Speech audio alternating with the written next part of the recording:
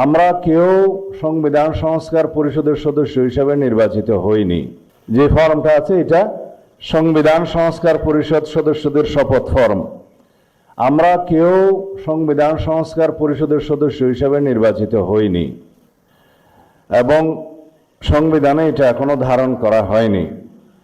গণভোটের রায় অনুযায়ী সংবিধান সংস্কার পরিষদ গঠিত হলে সেটা সংবিধানে আগে ধারণ করতে হবে এবং সংবিধান সংস্কার পরিষদের সদস্যকে কে শপথ নেওয়াবেন সেটা বিধান করতে হবে এবং কোন এরকম ফর্ম এটা সংবিধানে নেই। এই ফর্মটি তৃতীয় তফসিলে আছে, সাদাটা। এইরকম তখন একটা ফর্ম সংবিধানের তৃতীয় তফসিলে আসবে।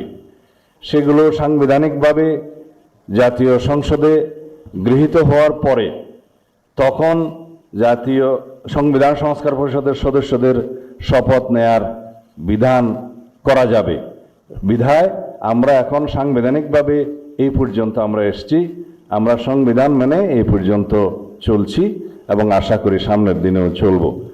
আমি মাননীয় চেয়ারম্যানের নির্দেশে ওনার উপস্থিতিতে আপনাদেরকে এই আমাদের দলীয় সিদ্ধান্তটা জানালাম। ধন্যবাদ সবাইকে।